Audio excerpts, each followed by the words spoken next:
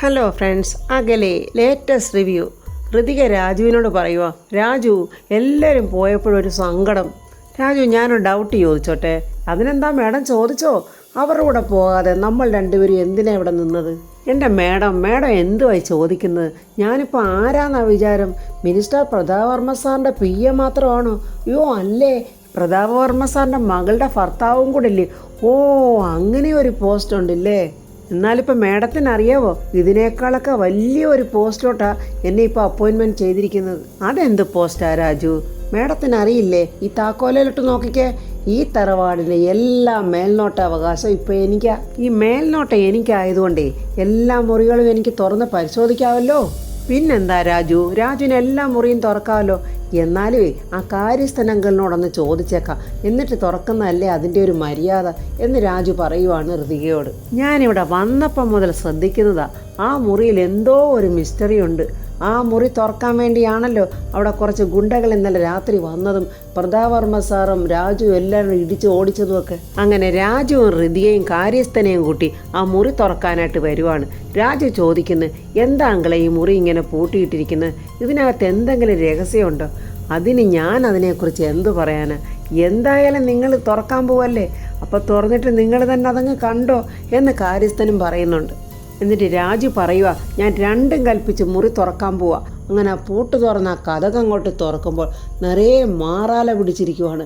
ഒരുപാട് നാളുകൊണ്ട് ഉപയോഗിക്കാതിരിക്കുന്ന ഒരു മുറിയാണ്.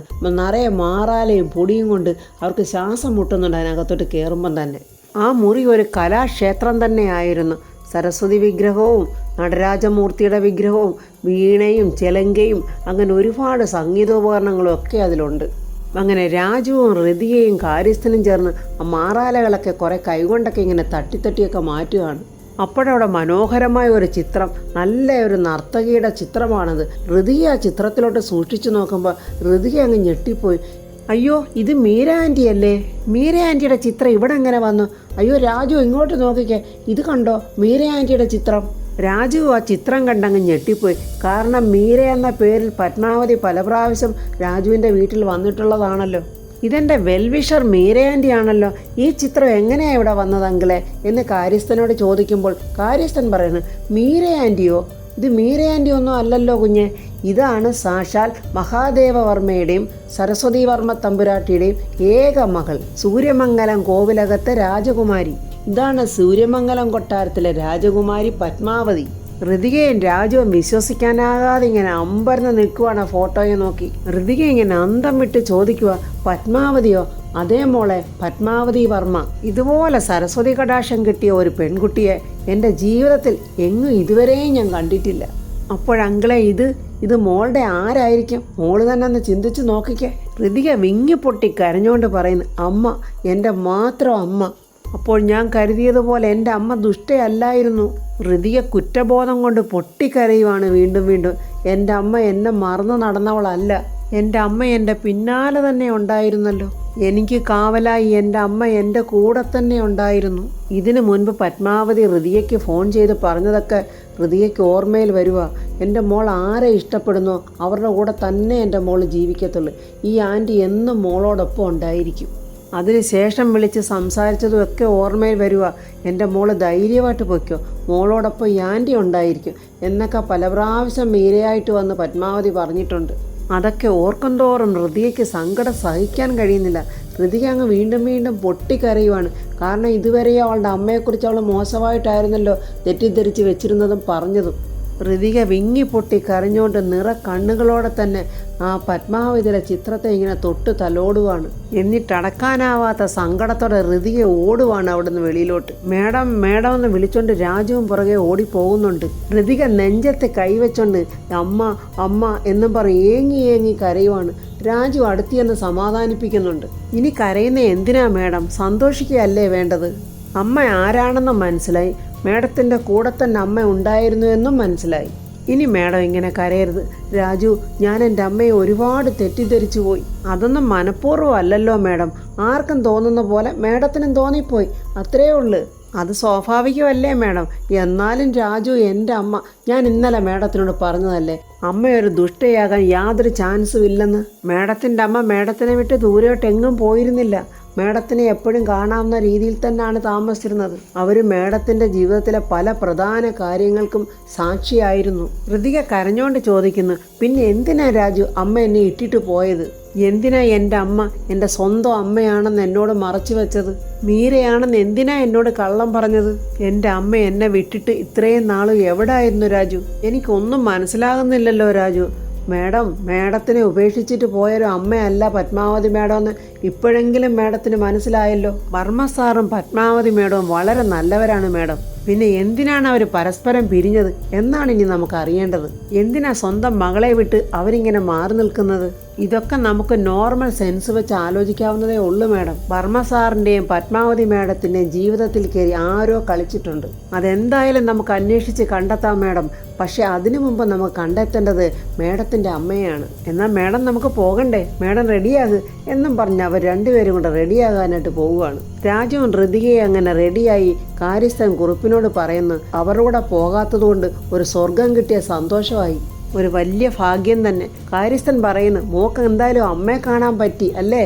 അത് കേട്ടിട്ട് രാജു പറയാം, അമ്മയെ ഇതിനു മുമ്പും കണ്ടിട്ടുണ്ട്, പക്ഷേ അത് ഇതുവരെ മീരയാൻറ്റി എന്ന പേരിലായിരുന്നു. ഇപ്പോഴാണ് ഇവിടെ വെച്ചത് അമ്മയാണെന്ന് മേഡം അറിയുന്നത്. സത്യം പറഞ്ഞാൽ എനിക്ക് പല കഥകളും അറിയില്ല മക്കളെ. പത്മാവതി തമ്പുരാട്ടിയും പ്രതാപവർമ്മ സാറും കല്യാണം കഴിഞ്ഞ് അവരിവിടുന്ന് പോയതിന് ശേഷം ചിലതൊക്കെ കേട്ടതല്ലാതെ പലതും വ്യക്തമായിരുന്നില്ല.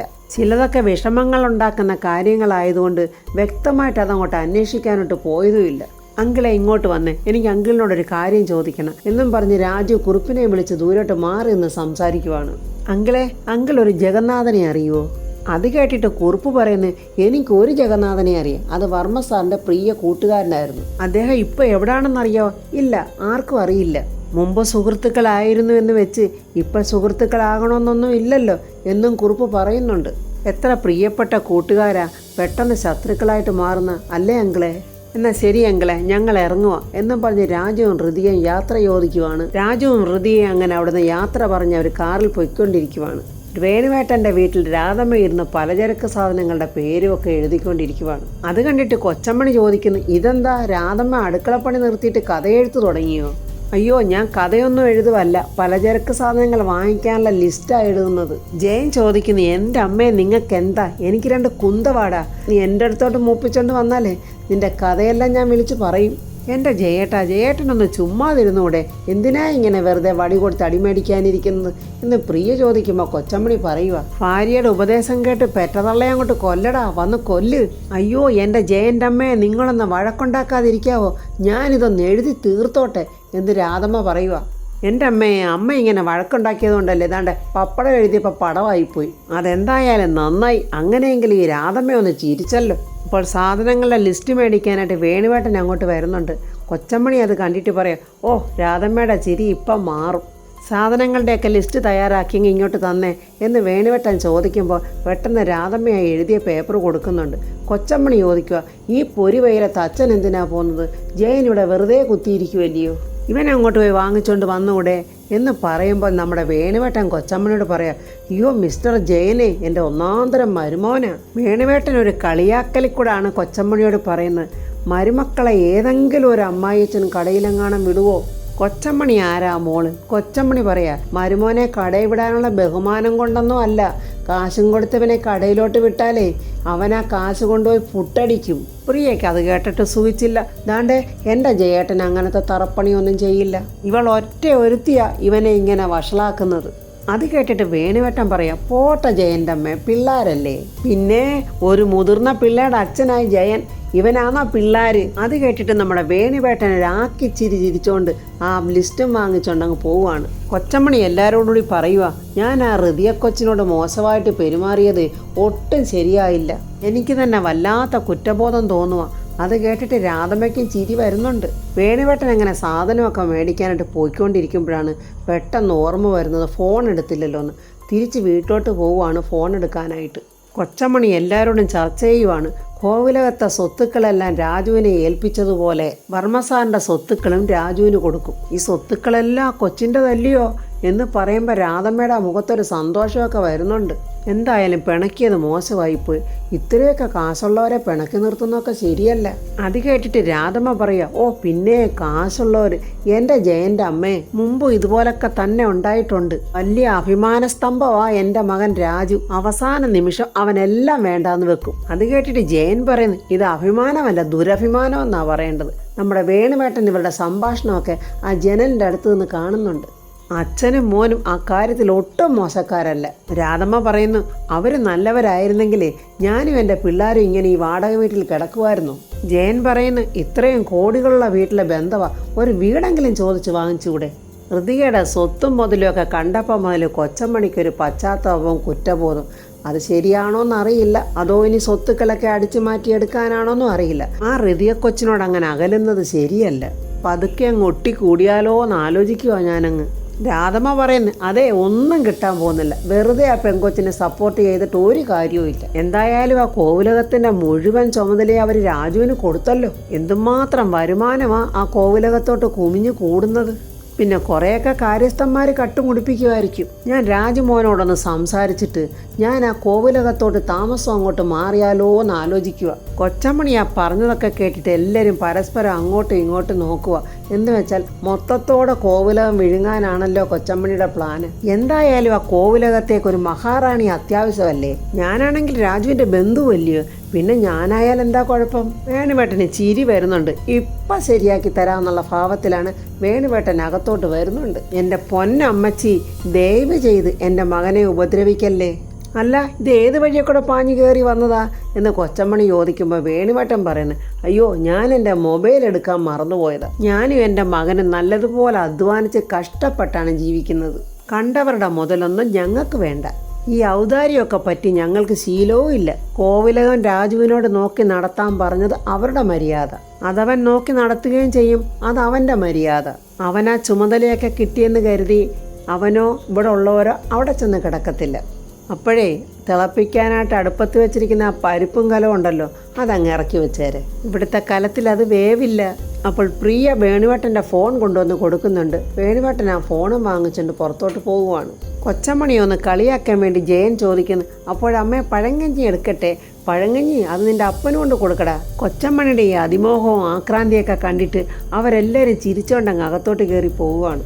പ്രതാപവർമ്മയുടെ വീട്ടിലിരുന്ന് സരസ്വതിയമ്മ അന്ന് വീട്ടിൽ കയറിയ കള്ളന്മാരാരായിരിക്കും, അവരെന്തിനു വേണ്ടി വന്നതാണ് എന്നൊക്കെ ഇങ്ങനെ ആലോചിച്ചുകൊണ്ടിരിക്കുവാണ്. ആ വന്നവരെ പ്രതാപനും രാജുവും ചേർന്ന് ഭയങ്കരമായിട്ട് ഉപദ്രവിക്കുകയും ചെയ്ത് അവരെന്തുവായാലും മോഷ്ടിക്കാൻ വന്നതല്ല. ആ വന്നവർ കള്ളന്മാരാണെന്ന് എനിക്ക് വിശ്വസിക്കാൻ പറ്റുന്നില്ല. ആരായാലും അവന്മാരെ കണ്ടുപിടിക്കണം. അപ്പോൾ യാമിനി അങ്ങോട്ട് സരസ്വതിയമ്മയുടെ അടുത്തോട്ട് വരുന്നുണ്ട്.